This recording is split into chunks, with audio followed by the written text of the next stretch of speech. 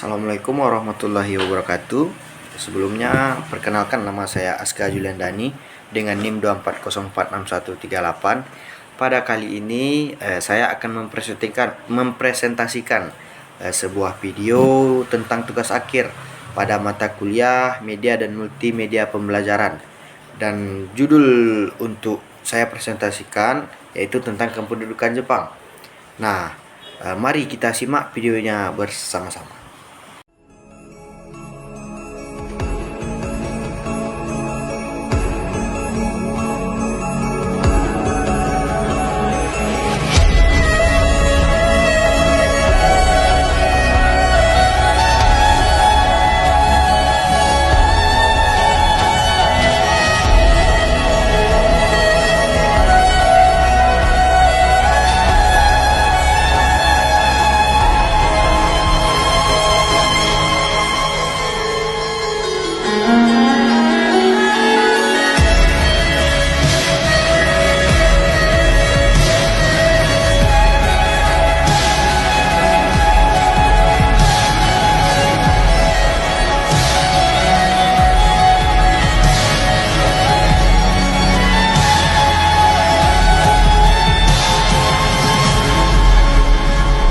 Pada awal tahun 1942, babak baru sejarah Indonesia dimulai ketika bala tentara Jepang berhasil menguasai Hindia Belanda, yaitu yang kita dikenal sebagai yang kita kenal di era sekarang ini, yaitu negara Nusantara tercinta, yaitu Indonesia.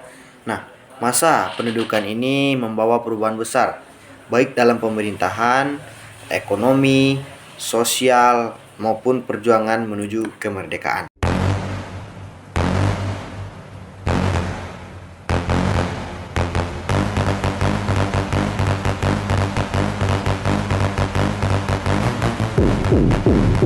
Nah, dan itu pembahasan opening dari video tadi. Selanjutnya kita masuk ke bagian latar belakang kedatangan Jepang. Nah, kedatangan Jepang tidak lepas dari ambisi mereka menguasai Asia Timur Raya dan mematahkan dominasi Barat. Indonesia sebagai wilayah strategis, penghasilan minyak dan bahan mentah menjadi target utama ekspansi militer Jepang.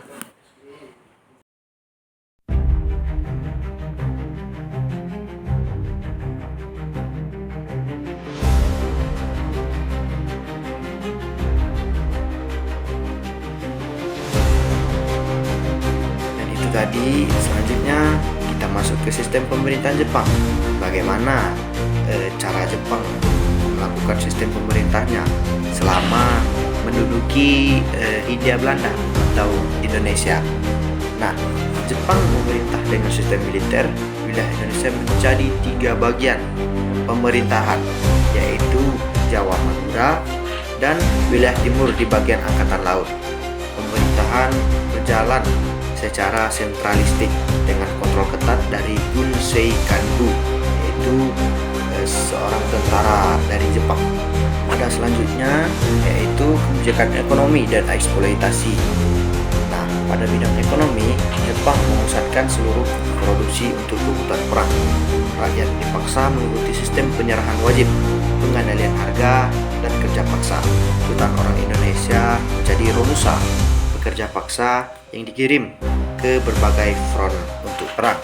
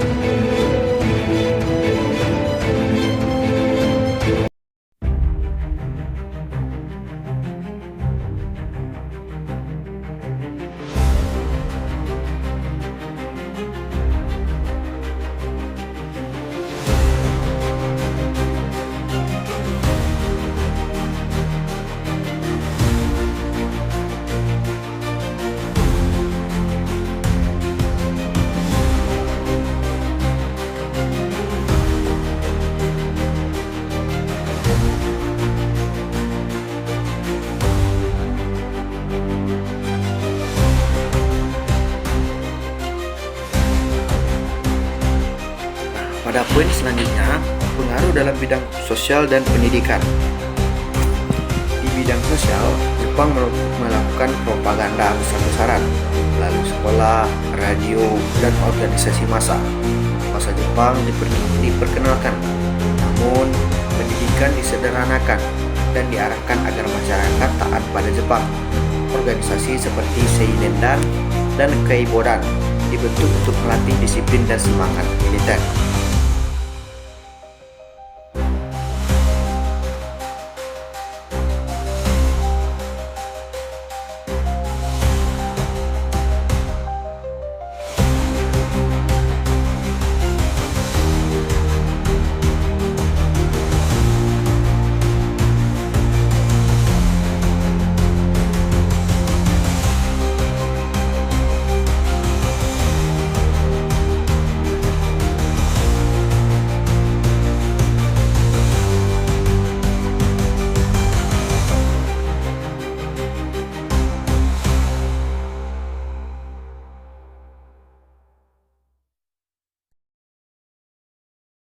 Selanjutnya yaitu perlawanan dan pembentukan kekuatan kebangsaan.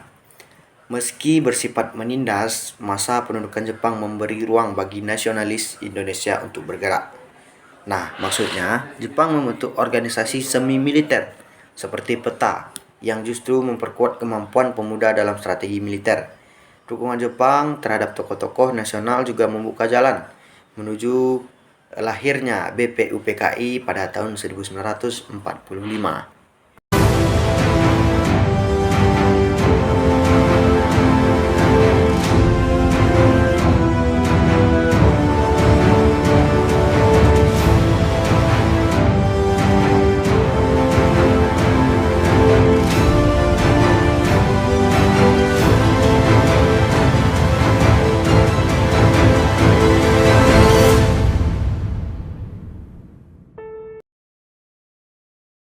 Itulah penjelasan dari pendudukan Jepang. Nah, yang terakhir yaitu akhir pendudukan dan jalan menuju kemerdekaan.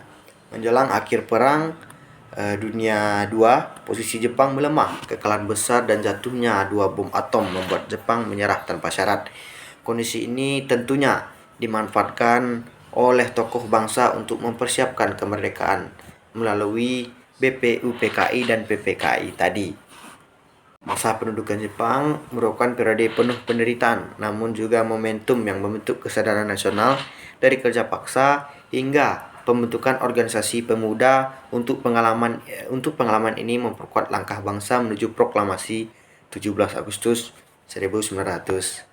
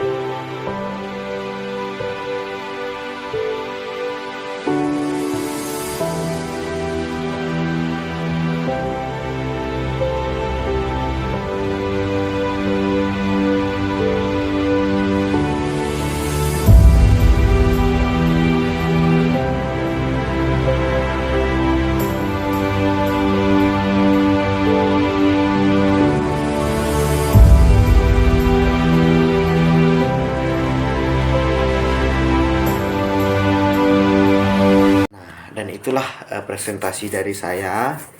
Tentunya banyak kesalahan dari saya. Banyak maaf.